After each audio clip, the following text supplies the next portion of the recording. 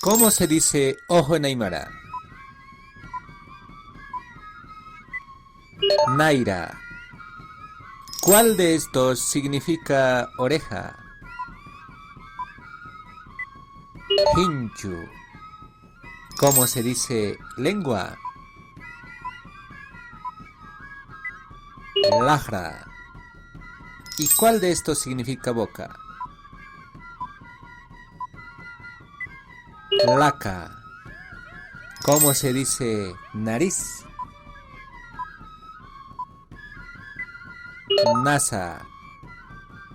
¿Cuál significa rostro, cara?